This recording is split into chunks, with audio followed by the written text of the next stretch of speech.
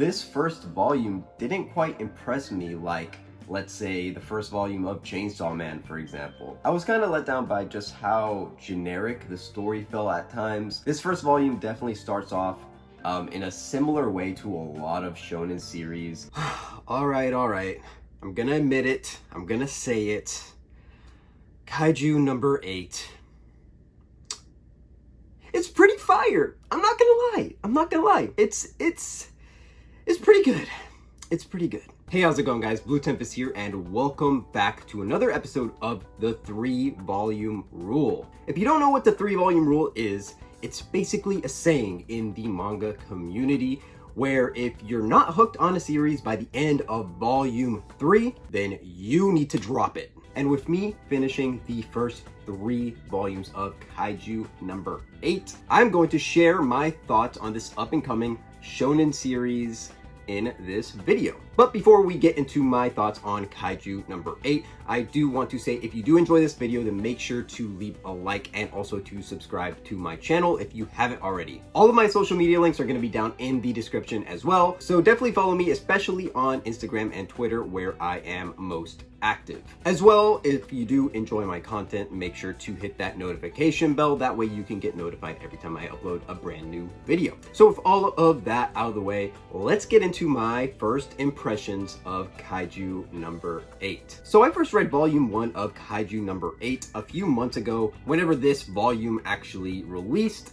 and I wasn't as big of a fan of the series from my first initial impressions of volume 1. I just thought it was a little bit too cookie cutter when it comes to a shonen action series. It reminded me a lot of My Hero and other series similar to that, with an introduction that wasn't anything too unique in my opinion. Now that I've read volumes 2 and 3 as well, my opinion has changed pretty drastically, and I definitely enjoy this series a lot more now. And I'm going to explain why.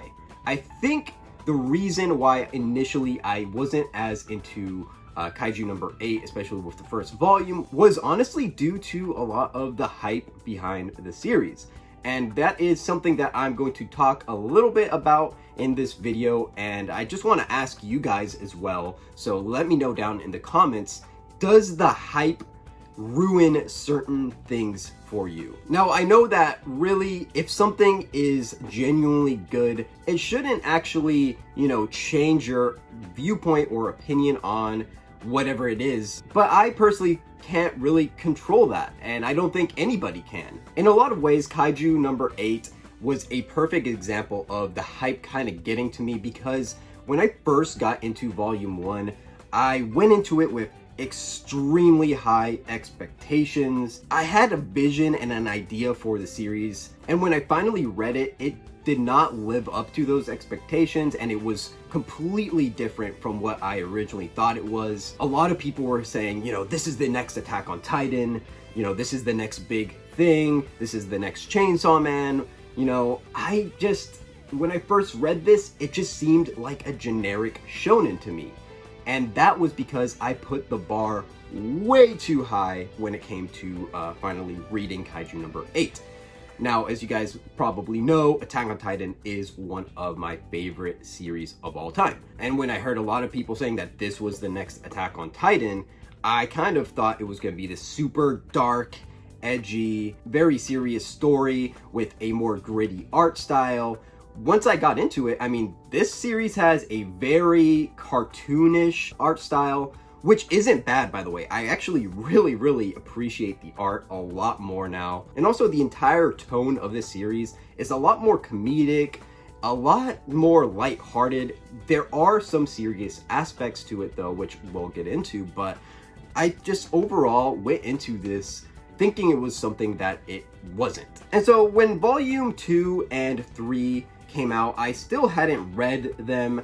I kind of waited so I could binge all 3 volumes in one go, because I knew I wanted to make this particular video on Kaiju number 8. And when I did so, I actually reread volume 1. Now, I did actually read all 3 volumes on the Shonen Jump app. I didn't actually read them physically, even though I do have them physically. And that was mainly because of convenience for me, but I'm actually really glad I read it on the Shonen Jump app because we got some amazing color pages that you don't get in the physical volumes, even though what I do like is that we do have some color pages here in the physical volumes, which is pretty generous of Viz because usually with their Shonen Jump volumes, they don't put any of the color pages in there, but they're giving a little bit more of special treatment to Kaiju number 8, which I do appreciate. But yes, I reread volume 1 and I just honestly really enjoyed it a lot more in the second read through, but also I feel like just binging this series,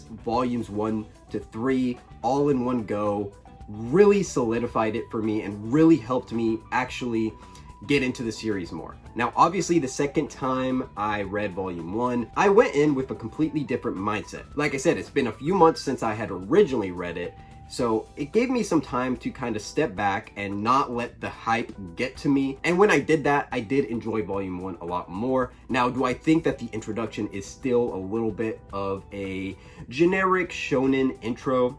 Yes. A lot of people love to point out that the main character in the series, Kafka, is a 30-year-old and he is, you know, a very fresh and unique character when it comes to a shonen manga. And while I agree with that to an extent, it still didn't really change the fact that, you know, the beginning was a little bit generic. And it's also not the first shonen manga where we get to see an older protagonist. You know, I can also think of series like Spy Family, and there's other examples that I can name, but I feel like the difference is that Kafka is this guy who really hasn't had a lot of success in life. Obviously, with a lot of other series, you have these older characters who are already successful, already have their powers, already are very strong and stuff like that. But with Kaiju number 8, you know, you start out and he is powerless, and then he gets this crazy power to transform into a kaiju.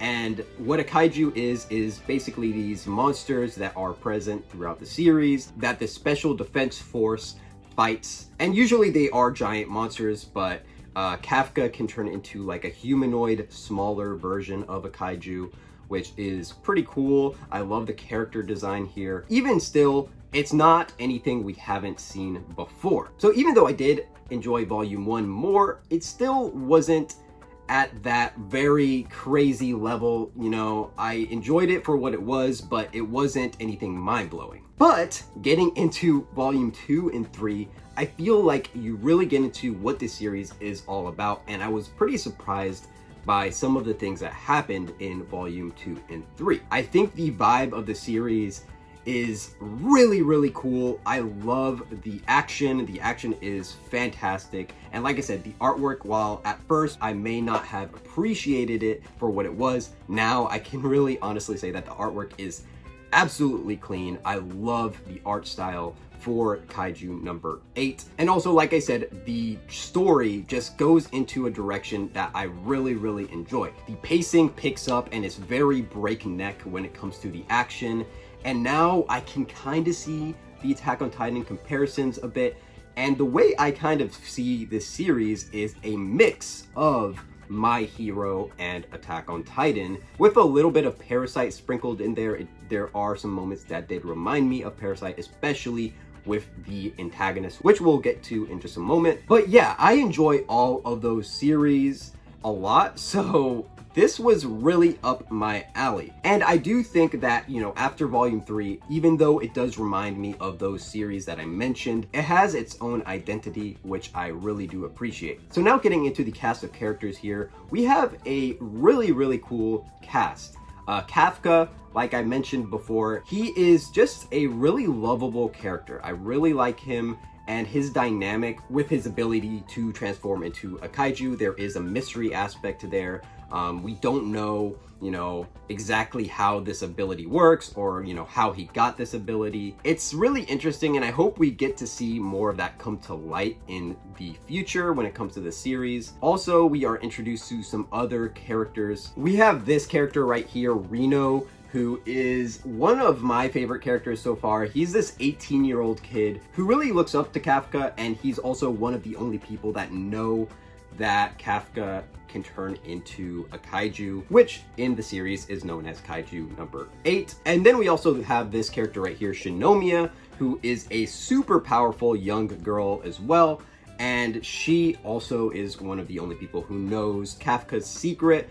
And that is because Kafka has saved both of these characters in separate moments in the series. And I really find it interesting that he is keeping this a secret. I wonder if the entire Defense Force will eventually find out about, you know, Kafka being Kaiju number 8. Because as of right now, the Defense Force really wants to hunt down Kaiju number 8 and kill him, even though, you know, Kafka is a member of the Defense Force himself. And there are instances where Kafka has to fight with members of the Defense Force in his Kaiju form, and that happens with the Vice Commander Hoshina, I believe that's his name. He's also a really powerful character and a really cool character at that. And yeah, there's just a lot of really cool stuff going on in the series. And like I said, something that I do appreciate is the fast pacing. I feel like, you know, once a arc ends, the next arc starts, and there's really not much in between the action sequences.